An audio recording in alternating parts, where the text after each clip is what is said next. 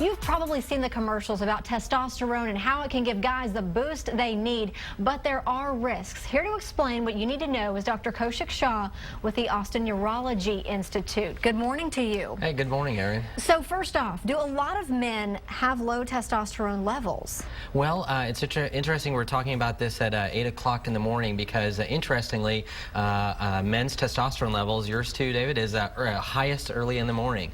So we peak in the morning and we drop in the afternoon. But interestingly, because of ads that we see on TV, because of a lot of what's in men's magazines and things like that, there is more and more interest being focused on low testosterone.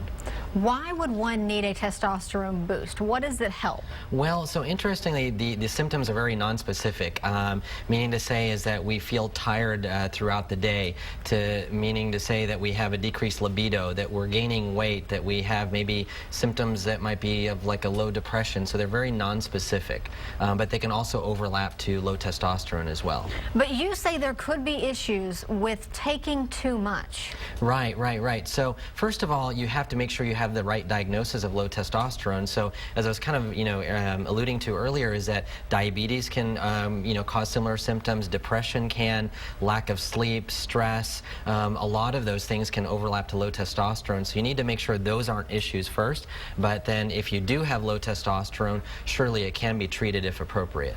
And the popularity of the testosterone boosters has led to pop-up clinics. Right. So first of all, as I mentioned, if you talk to a lot of men and if you catch me on the wrong day, I might say that I feel tired or, I can't exercise or things like that.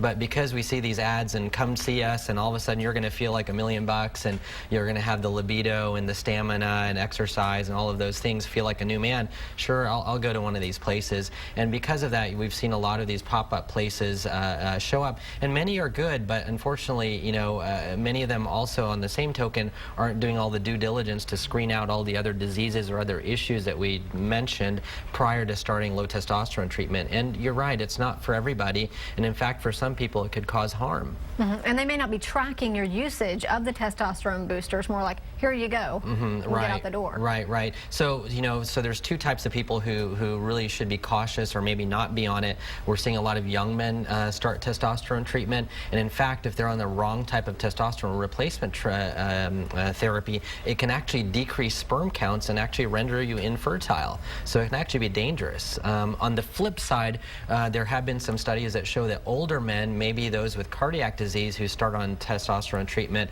those people actually can increase their risk for heart disease potentially or other cardiac related side effects. Good information, stuff you don't see in the commercials. Right. So see your doctor, get a thorough treatment, plan, but also kind of rule out that there isn't another issue like thyroid disease. And before you start on testosterone treatment, look at your diet, go out and exercise. These are many of the things. Work on sleep and stress reduction before you start on medical treatment for sure. Dr. Shaw, thank you so much for coming in this morning. If you missed any of that, we're going to have it on our website at KXAN.com.